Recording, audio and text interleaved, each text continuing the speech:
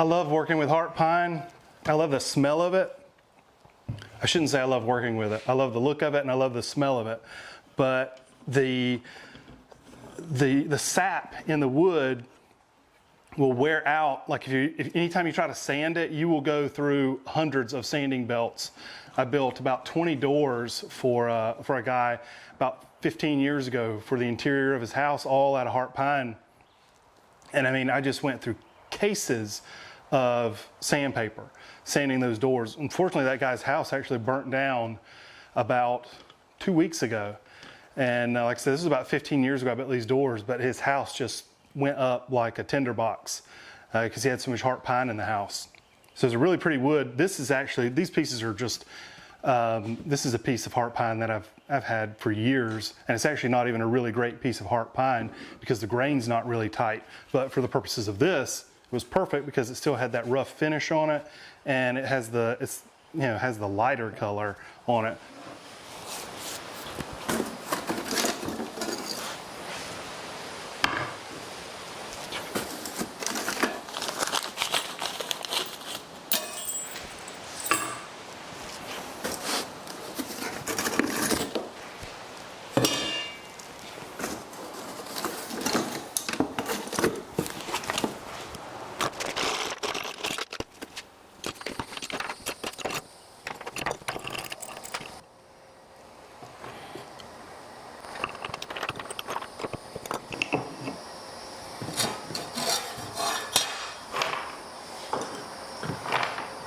Okay, so I think I'm going to start out with this to begin with and go from there.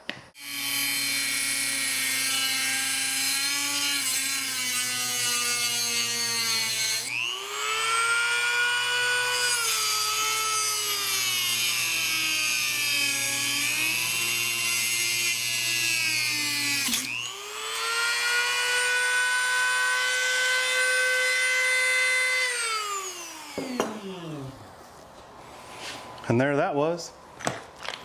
Look, it didn't fly in my face.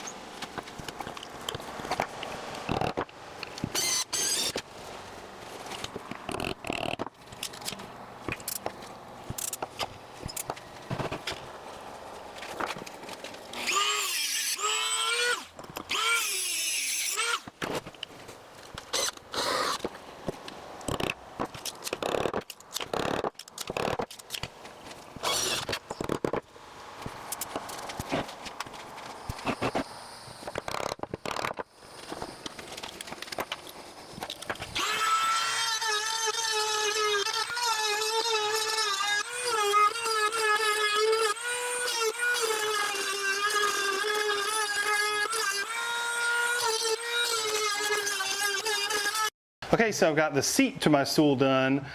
Well, I don't have it done. I've got all the dangerous implements on there, and I think I've got it about where I want it without putting so much on there that you can't even tell what's going on. So now I've got to get the form made for the epoxy pour. Okay, so you know how there are these people that don't know when to stop? I'm trying not to be that guy right now, but there just happened to have been this brown widow spider. Black widow would have been better. It would have been better. But anyway, this brown widow spider was dead on my back porch. And I saw it there yesterday and I thought I need to get rid of this thing. But then today, as I'm working on this, I thought the world's most dangerous stool needs a poisonous spider on it. And here's this perfect dead poisonous spider on my porch. I gotta try to use this. This may not work, but I gotta try it.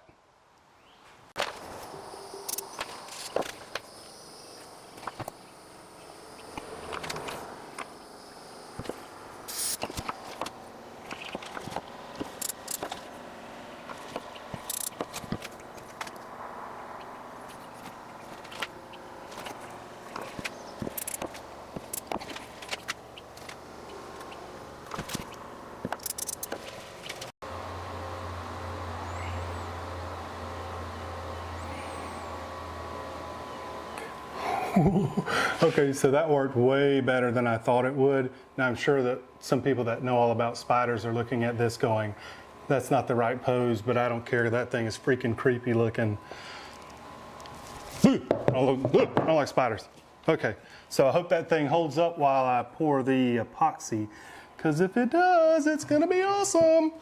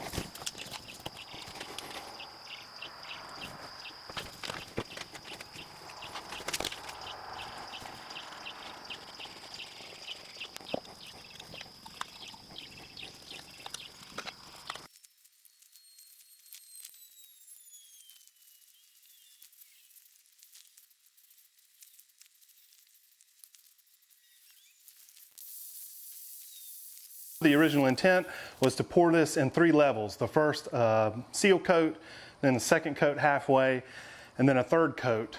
And I just got kind of nervous about how, because this is the first time I've ever poured epoxy like this before. So I got nervous and I called the company who makes the liquid glass epoxy and spoke with somebody there. It was very helpful, and he said I could do it that way. But because this stuff is made to be poured thick, by not pouring it thick, it was going to take longer to dry.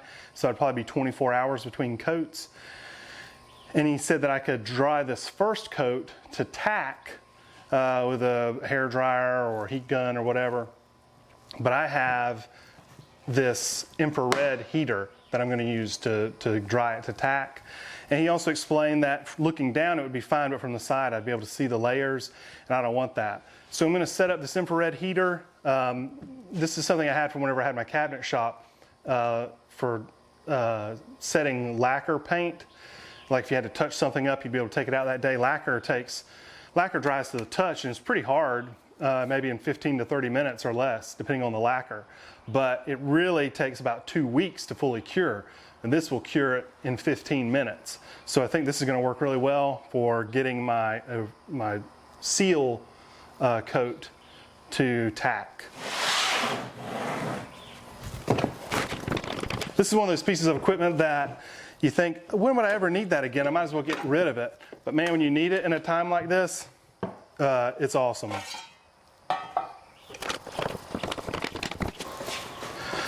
Okay guys, so I've had the infrared heater on here for about an hour, hour and a half, and it's like at a hard tack. You know, if you make candy. Anyway, it's at a hard tack feel right now, so I'm gonna cut this off. And one thing I did notice is that there's some wet up underneath one of these edges here, so somehow the epoxy found its way out of the seam even though it's taped up multiple times. So I've got to find that, and I'm probably going to tape over that on the outside, hope that holds, and then I'm going to get this poured.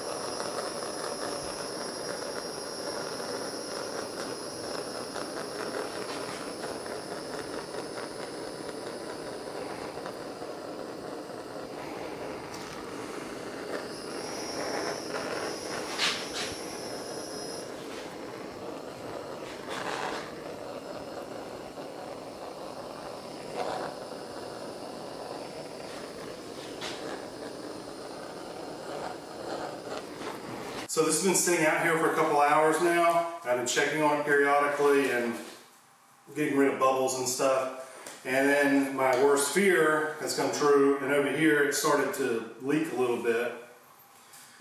So I screwed down some 2x4s, and then I screwed down a 2x4 across the top, pushed the mold down to try to tighten the bottom to this other piece of 1/2 inch plywood I have here.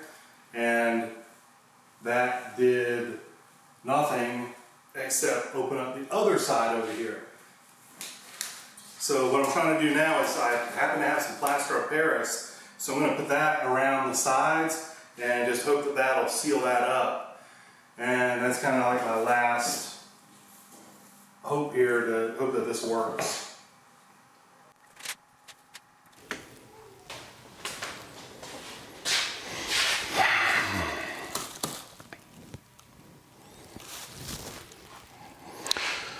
Well, that's pretty much exactly what I was hoping wouldn't happen. This really shrank a lot, and I mean, I think I can save it, but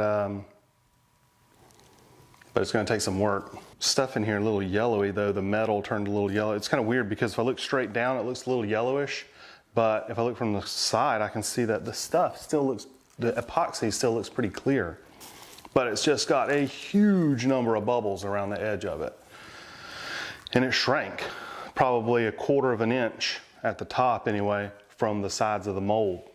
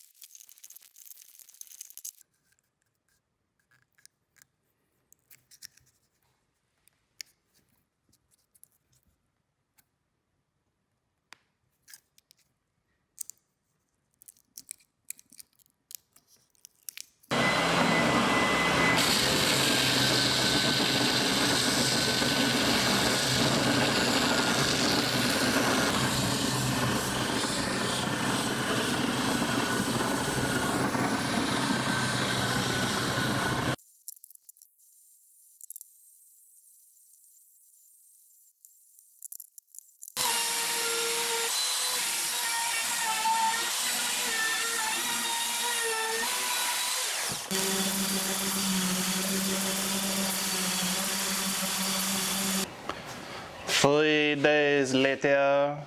So after allowing this to set and harden, I've sanded it, rounded the edges, poured the sides to try to fill in the big bubbles, and this thing's been a real pain in the butt, no pun intended. That's not true, that was totally intended, it just wasn't funny. But anyway, we're down to what I believe will be the final pour. I've got this mixed, and if it's not the final pour, it's the almost final pour. So I'm hoping it's the final pour. Well, let's see what happens.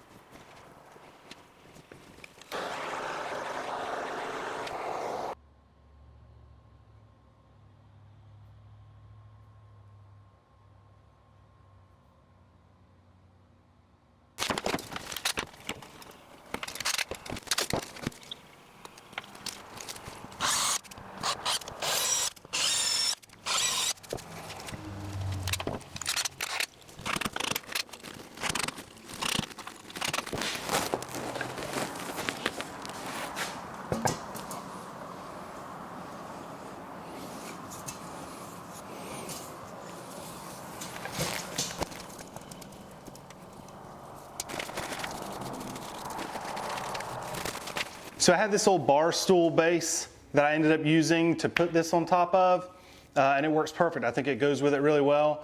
Storm, you're crazy. The bar stool top didn't come out as perfect as I had hoped originally, but it's about 90% there, what I was looking for. You know, there's some imperfections in it and some bubbles inside it, and there's some indentions around the edge. But most people, when they look at it, wouldn't notice those right off the bat. Hopefully they'll just notice the weird stuff like the razor and the spider and everything. So if you know what I did wrong or what I could have done better as far as when it got too hot, I'm thinking maybe it was the humidity because the temperature was only about 75 degrees. So anyway, if you've got any suggestions, let me know. Thanks for watching, and please like and subscribe. See you next time.